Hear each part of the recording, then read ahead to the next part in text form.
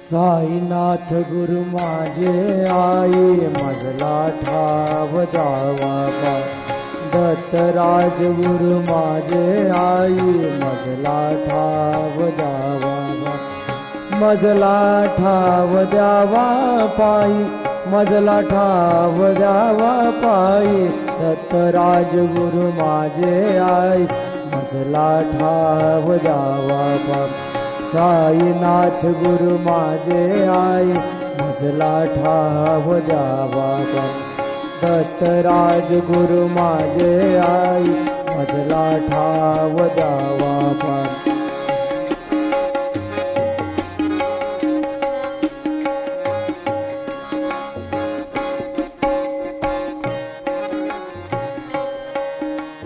दत्ता दिगंबराया हो स्वामी मला भेट द्यावो दत्ता दिगंबराया हो स्वामी मला भेट द्यावो स्वामी मला भेट द्यावो स्वामी मला भेट द्यावो दत्ता दिगंबराया हो स्वामी मला भेट द्यावो दिगंबरा दिगंबरा श्रीपाद वल्लभ दिगंबरा दिगंबरा दिगंबरा श्रीपाद वल्लभ दिगंबरा दिगंबरा दिगंबरा श्रीपाद वल्लभ दिगंबरा दिगंबरा दिगंबरा श्रीपाद वल्लभ दिगंबरा दिगंबरा दिगंबरा श्रीपाद वल्लभ दिगंबरा दिगंबरा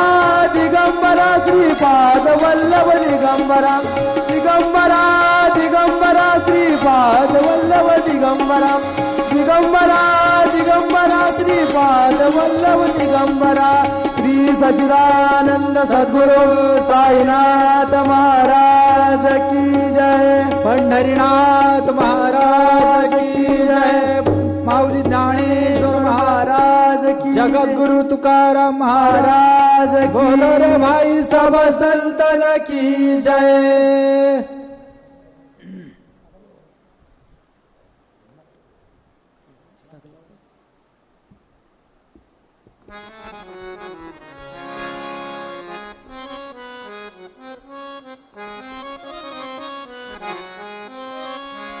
जयाची द्वारी सोन्याचा पिंपळ जयाची द्वारी सोन्याचा पिंपळ अंगी ऐसे बळ रेडा बोले अंगी ऐसे बळ रेडा बोले करील ते काय नोहे महाराज करील ते काय नोहे महाराज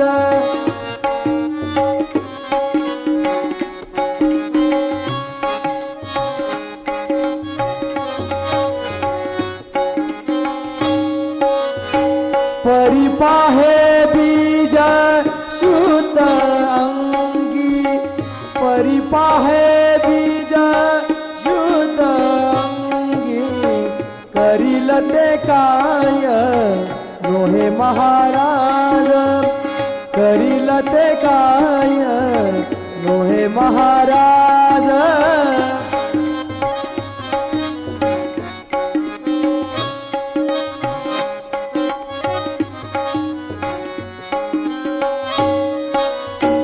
जयाने घातली मुक्तीची गवांदी जयाने घातली मुक्तीची गवांदी मिळविली मादी वैष्णवांची मिळविली मादी वैष्णवांची करील ते काय नोहे महाराज करील ते काय नोहे महाराज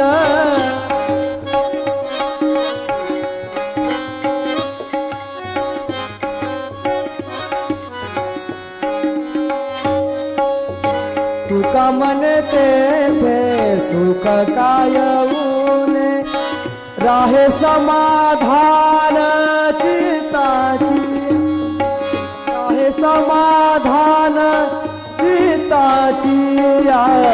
करील ते काय नोहे महाराज परी पाहे बीज शुद्ध अंगी परी पाहे बीज शुद्ध अंगी करील ते काय नोहे महाराज करील ते काय नोहे महाराज नोहे महाराज नोहे महाराज। या भारतभूमीमध्ये महाराष्ट्र ही भक्तांची भूमी संतांची भूमी म्हणून ओळखली जाते। अनेक भक्त या महाराष्ट्रामध्ये झाले, त्यात एक भक्त पुंडलिक भक्तासाठी तो भगवान परमात्मा तो श्रीकृष्ण परमात्मा द्वारकेहून पंढरपुरामध्ये येता झाला। असे हे पुंडलिक राय हे भक्त, त्यांना वरदान पुंडलिक रायांनी भगवंताला सांगितलं, देवा तुम्ही या विटेवर उभं राहायचं आणि विटेवर कंबरावर हात देऊन उभं राहायचं, नुसतं उभं राहायचं नाही, काय करायचं, मूढ पापी जैसे तैसे उतरी कासे लावून। देवा तुझ्या दर्शनाला इथं जे जे लोक येतील, जे जे भक्त येतील, कसाही असो, तो पापी असो, गरीब असो, अज्ञानी असो, ज्ञानी असो, कोणीही असो, त्याला या मृत्यू लोकातून पार करायचं, त्याचा उद्धार करायचा। असे भक्त पुंडलिक महाराज लहानपणी अतिशय खोड्या करायचे। आईबापांनी जे सांगितलं ते ऐकायचं नाही। एकुलते एक मुलगा असला की ते खोडकरच असतं। जास्त लाड झालेला असतो, कोणाचंच ऐकायचं नाही, खूप लाड झालेला असतो, त्यामुळे अतिशय खोडकर। तशी सवय लागत गेली, लय खोड्या करू लागले। पुंडलिक दररोज भांडणं आणू लागला घरी। आईबाप म्हणाले, आता याला काय करावं, याला तर काही केलं तरी वळण लागना, काही केलं तरी संस्कार याचे बदलत नाहीत, काय करावं। मग पूर्वीचे लोक काय करायचे, लग्न झालं, पायामध्ये बेडी पडली का हा कुठंतरी स्थिर होईल, कुठंतरी सुधरेल, कुठंतरी शांत होईल, म्हणून त्याचं लग्न करून द्यायचं। पुंडलिकाच्या आईवडिलांनी त्याचं लग्न करून दिलं आणि लग्न केल्यानंतर तो संसार करू लागला। पण स्त्री ही त्याच्या स्वभावाची मिळाली, भांडणारी स्त्री, आईबापांच्या विरोधात बोलणारी स्त्री, त्याच्याच मनासारखी मिळाली म्हटल्यानंतर तो तर आणखीनच आपल्या आईबापांना त्रास देऊ लागला। थोडं काही झालं की त्या पुंडलिकाच्या पत्नीने सांगायचं, तुमची आई असं म्हणते, तुमचे बाप असे म्हणतात, की त्याने हातामध्ये काठी घ्यायची आणि आपल्या आईवडिलांना त्रास द्यायचा। इतकं पुंडलिक आपल्या स्त्रीच्या आहारी गेला। चित्त आराधी श्रेयचे तेचे नि छंदे नाचे, माकड गारुडियाचे तैसे होय। तुम्ही गारुड्याचा खेळ पाहिलाय का? गारुड्याचा खेळ पाहिला का? काय राहत त्याच्यामध्ये? काय राहत? बॅट बॉल राहत? बॅट बॉल नाही राहत। गारुड्याच्या खेळामध्ये दोरीला म्हणतो, एक माकड असतं आणि त्याच्या गळ्याला दोरी बांधलेली असते आणि त्याचा एक मालक असतो आणि तो मालक त्याच्या हातामध्ये काठी असते आणि तो काठी त्या जिकडे ती काठी बिंगवीन तिकडं ते माकड इकडून तिकडं उड्या मारित, ह्याला म्हणतात गारुड्याचा खेळ। बरोबर आहे ना? तसं महाराज माणूस एकदा का स्त्रीच्या आहारी गेला, एकदा का झालं शुभमंगल सावधान, एकदा की डोक्यावर अक्षदा पडल्या की त्याचं डोकंच फिरतं महाराज। म्हणून ते गाणं निघलंय, कोणतं डोकं फिरलं, काहीतरी गाणं आहे। हा आणखीनच बिघडून गेला महाराज। आता स्त्री तशीच मिळाली, आईबापांना त्रास देऊ लागला, खूप त्रास देऊ लागला। एक दिवशी त्या गावामधून काही लोक काशी यात्रेसाठी निघाले। याची पत्नी म्हणाली, किती दिवस घरी बसायचं, कुठंतरी चला बाहेर फिरायला. हो, काशीला लोक जातात महाराज, तीर्थक्षेत्राला लोक जातात, पण काय उद्देश असतो तुम्ही त्यांच्या मनातलं ओळखलं का? लोकांचा उद्देश वेगळाच असतो महाराज. तीर्थक्षेत्राला यायचं देवदेव म्हणून नाही, देवदेव म्हणून नाही. काय म्हणून यायचं? पिकनिक. काय म्हणून यायचं? हो, कुठंतरी आपल्याला मन प्रसन्न झालं पाहिजे, कुठंतरी आपल्या मनाला कुठंतरी समाधान वाटलं पाहिजे, याच्यासाठी लोक तीर्थक्षेत्रावर जातात. तसंच पुंडलिकाच्या बायकोने सांगितलं आपणही काशीला जाऊ. तो तिचंच ऐकणार होता, तो म्हणला चला जाऊ म्हणे. मग आपल्या बरोबर कोणीतरी कामाला पाहिजे, मग कामाला कोणाला घ्यायचं म्हणे? आईवडिलांनाच घेऊ म्हणे. मग आईवडिलांना घेतलं आणि बायकोला घेऊन तो काशी यात्रेला निघाला. बायकोला आपल्या खांद्यावर बसवलं आणि आईबापांच्या हाताला दोऱ्या बांधल्या आणि त्यांना ओढीत तो काशी यात्रेला निघाला. चालता चालता ज्या लोकांच्या बरोबर ते निघाले होते, त्या लोकांची नेहमीची ताटातूट झाली. हे एका बाजूला गेले, हो, आणि ते लोक एका बाजूला गेले. एका ठिकाणी मध्येच एक संत भेटले, पुंडलिकाला संत भेटले. हो, रोहिदास चांभार भेटले. पुंडलिकाची चप्पल तुटली, तो रोहिदास चांभारांकडे गेला आणि म्हणाला एवढी चप्पल शिवून द्या. रोहिदास महाराज हे मातृपितृभक्त होते. मातृपितृभक्त असल्यामुळे ते आपल्या आईबापांची सेवा करीत असत. हो, ती सेवा पाहून पुंडलिक म्हणाला काय माणूस हा, घरीच राहतो आणि यांची सेवा करतो, देवाला काशीला तीर्थयात्रेला जात नाही. हो, रोहिदास महाराजांनी सांगितलं की हे बघ म्हणी पुंडलिका, हो, माय बाप केवळ काशी त्याने न जावे तीर्थाशी. हो, आपले आईबापच हे देव असतात, म्हणून मी कुठं काशी यात्रेला जात नाही. हो, पुंडलिकाची जी चप्पल होती ती शिवून दिली. पुंडलिकाने एक पैसा दिला आणि सांगितलं महाराज हा पैसा घ्या, तुम्ही माझी चप्पल शिवून दिली. रोहिदास महाराजांनी सांगितलं हा पैसा मला देऊ नको, हा पैसा तुझ्याजवळ ठेव आणि काशीला गेल्यानंतर हाच पैसा गंगामय्यामध्ये टाकून दे, गंगामय्याला अर्पण कर, असं सांगितलं. तिथपासून पुंडलिक निघाल्यानंतर काशीमध्ये गेला. एका ठिकाणी आपल्या आईवडिलांना थांबून ठेवलं आणि दोघ जण कोण दोघ? नवरा बायको, पुंडलिका आणि पुंडलिकाची पत्नी, दोघेही फिरायला निघाले. पूर्ण काशी फिरले, जिकडे पाहिजे तिकडे फिरले. आईबापांना एकाच ठिकाणी बसून ठेवलं, आईबापांचा छळ करीत असत. हो, त्याच्या लक्षात आलं की रोहिदास महाराजांचा 1 रुपया तो गंगेमध्ये अर्पण करायचा आहे. त्याने तो गंगेला अर्पण केला आणि अर्पण करून पाठीमाग निघाला तर पाठीमागून आवाज आला थांब पुंडलिका, आणि त्या गंगेतून 2 हात वर आले. गंगामय्या त्या ठिकाणी प्रगट झाली आणि गंगामय्याने सांगितलं पुंडलिका थांब, हा रुपया ज्या भक्ताने मला दिलेला आहे त्या माझ्या भक्ताला हे माझ्याकडून एक रत्न जडित असं कंकण आहे, हातातील कंकण आहे, ते त्या भक्ताला तू दे. आता तो गंगामय्याचा प्रसाद होता, त्याने घेतला आणि ते रत्न जडित कंकण, अतिशय मूल्यवान कंकण जवळ ठेवलं आणि काशी यात्रा करून तो माघारी निघाला. पण महाराज मूल्यवान वस्तू बघितल्यानंतर त्याची बुद्धी फिरली. तो म्हटला की एवढं मोलाचं कंकण आपण कशाला द्यायचं त्यांना, आपण हे इकडंच विकून टाकू आणि याचे आपल्याला भरपूर पैसे येतील, आपण आनंदात जगू. ते कंकण घेऊन महाराज तो एका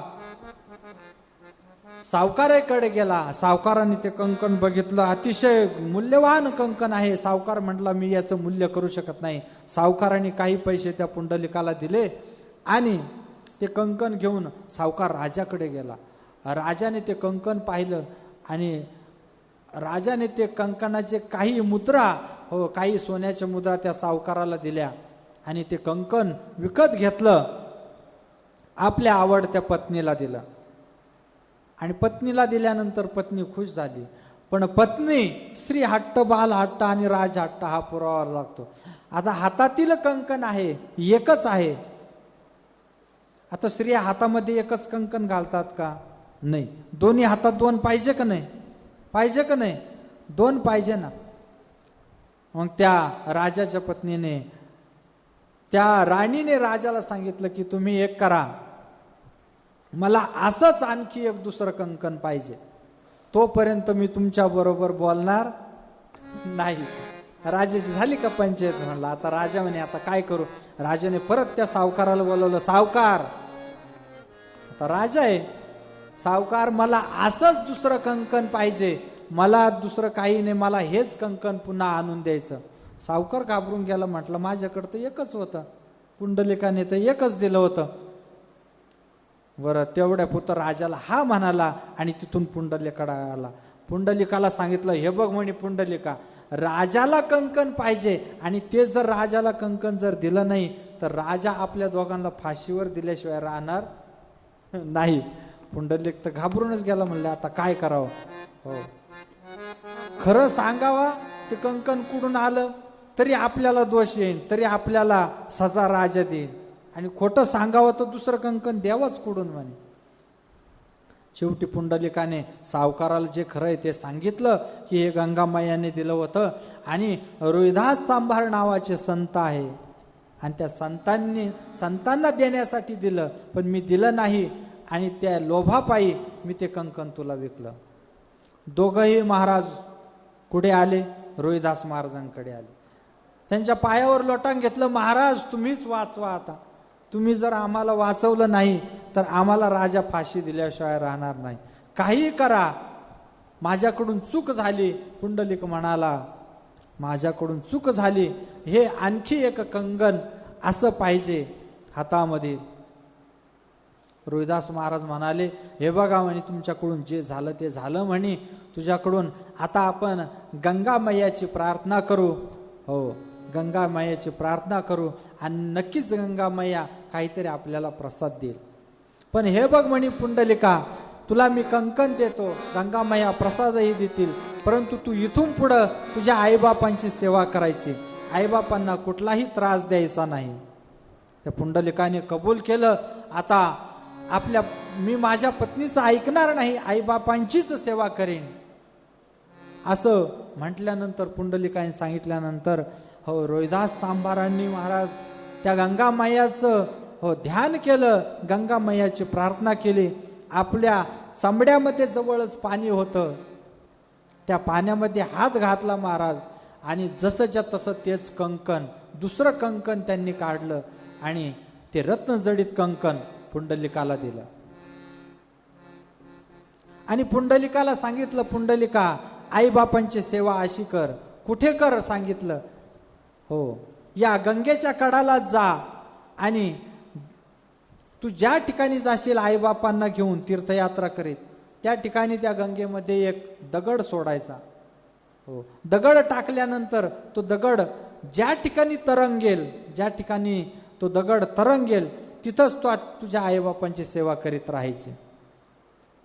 तिथपासून ते कंकण घेतलं आणि राजाला दिलं, राजापासून सुटका करून घेतली. पुंडलिक घरी आला, आईबापांच्या पाया पडला आणि इथून पुढे आईबापांना सांगितलं, मी तुमची सेवा करणार आहे, मला काही नको, तुमची सेवा पाहिजे फक्त. हो, असा भक्त पुंडलिक, त्याने आपल्या माता पित्यांची सेवा करायला सुरुवात केली. महाराज तीर्थयात्रा करू लागला आईबापांना घेऊन. बायको तर निघूनच गेली, कारण बायकोला काय पाहिजे महाराज, हो तिच्या मनाप्रमाणे हो पुंडलिक वागत नव्हता. ती निघून गेली, आईबापांची सेवा करू लागला, तीर्थक्षेत्री जाऊ लागला. पुंडलिकाच्या ध्यानात होतं की रोहिदास महाराजांनी सांगितलं होतं, जिथं तीर्थक्षेत्रावर जाईल तिथं एक दगड टाकायचा, तो दगड जर पाण्यावर तरंगला तर तिथंच आपण थांबून आईबापांची सेवा करायची. असं करीत करीत पुंडलिक दिंडोर वनामध्ये आला. आता दिंडोर वन हे पंढरपूरचं नाव आहे, पूर्वीचं जे जुनं नाव आहे त्याला दिंडोर वन म्हटलेलं आहे. त्या ठिकाणी आला. पुंडलिक भगवंताची भक्ती करू लागला, आईबापांची सेवा करू लागला. त्याने एक दगड घेतला, पाण्यामध्ये टाकला. महाराज तो दगड त्या ठिकाणी तरंगू लागला. आजही आपण जर पंढरपूरच्या वाळवंटामध्ये गेलो तर तिथं एक दगड पाण्यावर तरंगत असतो. पुंडलिक रायांच्या मंदिरामध्ये पाण्यावरती दगड तरंगत असतो त्या कुंडामध्ये. आजही आपण जर गेलो पंढरपुरामध्ये, त्या ठिकाणी पुंडलिक आपल्या आईबापांची सेवा करू लागला. तो इतका सेवा करू लागला, इतकी सेवा करू लागला की नारदांनी भगवान श्रीकृष्ण परमात्म्याला सांगितलं, अहो तुमचा भक्त खाली आईबापांची सेवा करत आहे, त्याला दर्शन देण्यासाठी जा. म्हणून भगवान श्रीकृष्ण परमात्मा त्या ठिकाणी येतात आणि पुंडलिकाची भक्ती चालू आहे आणि भगवान परमात्मा पाठीमागून आलेले आहेत त्याची भक्ती पाहून.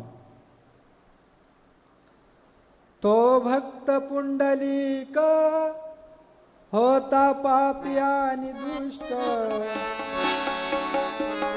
तो भक्त पुंडलिक होता पापी आणि दुष्ट, माय बापांची केली सेवा सारे पाप झाले नष्ट. भक्ती पाहुनी भक्तांची, भक्ती पाहुनी भक्तांची, आला भेटाया श्री हरी, धनी मलाही दाखवाना विठुरायाची पंढरी. किती सुंदर गीत आहे. हो, सगळे पाप नष्ट झाले आईबापांची सेवा करून. म्हणून आजही माझं या ठिकाणी या व्यासपीठावरून सांगणं आहे की आईबापांची सेवा करा. आईबापांच्या सेवेमध्ये सर्व पुण्य आहे. आपल्या वेदांनी सांगून ठेवलेलं आहे, मातृदेवो भव, पितृदेवो भव, आचार्य देवो भव. पहिले आपले जर देव कोण असतील तर आईबाप असतील. आईबापांना दुःख देऊ नका. हो, आईबापांची सेवा करा. हे सांगण्याकरताच तर हे कथा कीर्तन आहे. बोलियाही ताजो बोलियाही ताजो धन्य माता पिता तयाची या, धन्य माता पिता तयाची. कोणी कन्या पुत्र होती कोणी कन्या पुत्र होती जैसाती, कोणी कन्या पुत्र होती जैसा. म्हणून भक्त पुंडलिकासारखी सेवा करा. नक्कीच तो भगवान परमात्मा दर्शन दिल्याशिवाय राहणार नाही. पण महाराज आपण इथंच चुकतो महाराज. हो, आजकाल आईबापांचे हाल इतके होत आहे महाराज. मला वाटतं हे कोरोना रूपी संकट त्याच्यामुळंच आलं का काय.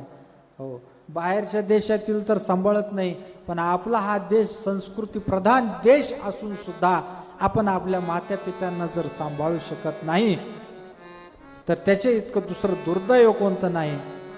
हो, मायबापांना सांभाळलं नाही तर मायबाप तुम्हाला आशीर्वादच देतील, सांभाळलं नाही तरी आशीर्वाद देतील.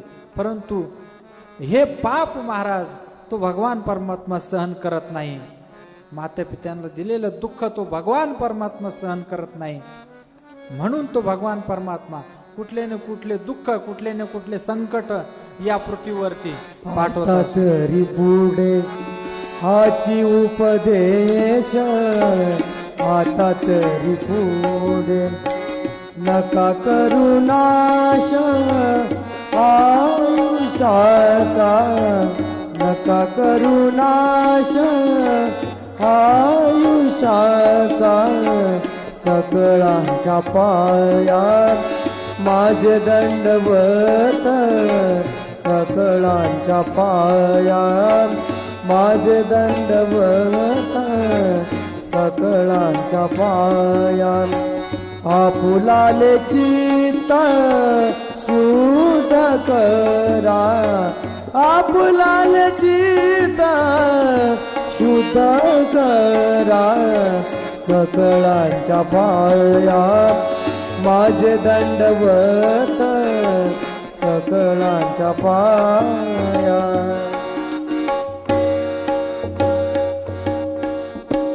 असा आहे तो भगवान परमात्मा सहन करत नाही.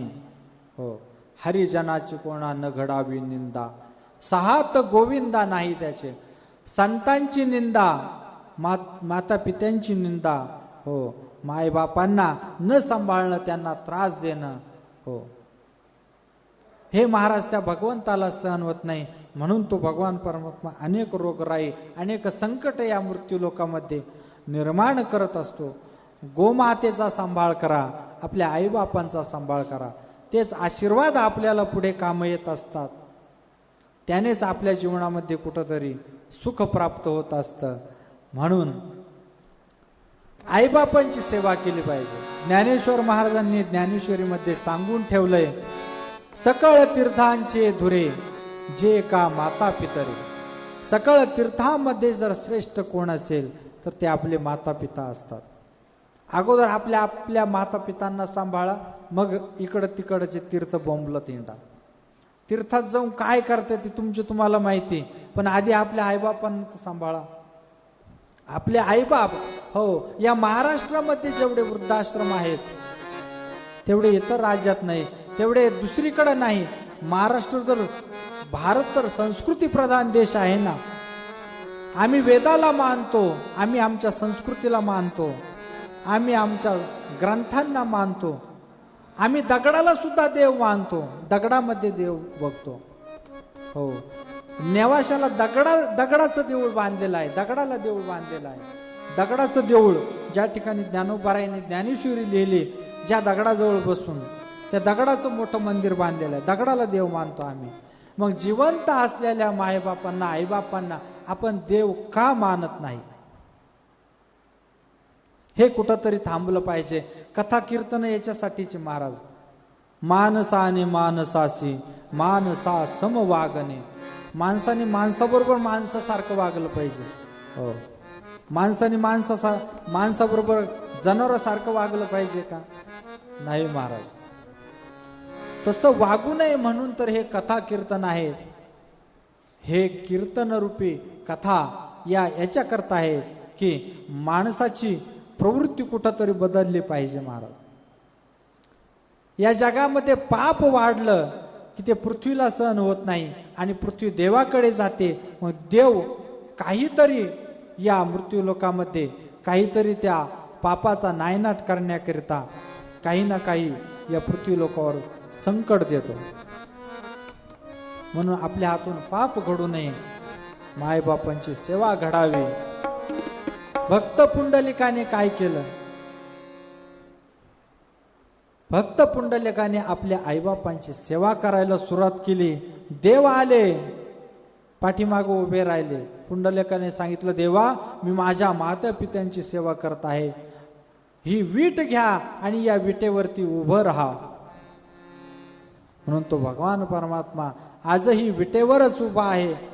आणि पुंडलिकाची भक्ती पाहून भगवान परमात्मा प्रसन्न झाले आणि पुंडलिकाला सांगितलं, पुंडलिका, माझ्याकडून काहीतरी वर माग.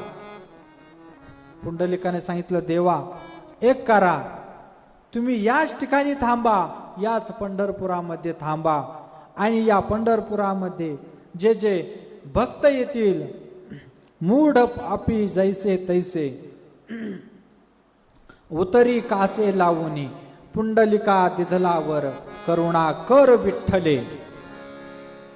त्या विठ्ठलाने, त्या भगवान परमात्म्याने त्या पुंडलिकाला वर दिला की पुंडलिका, या ठिकाणी जे जे भक्त जसे येतील, पापी येतील, दुष्ट येतील, हो, चांगले येतील, वाईट येतील, गरीब येतील, कसेही आले तरी त्यांचा उद्धार करण्याचं काम हे माझं राहील.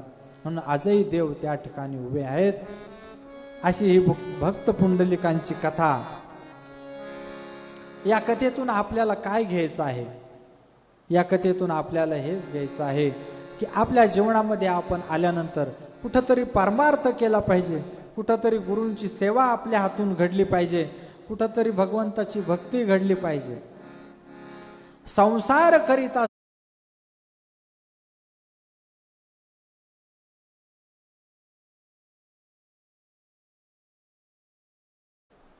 संसार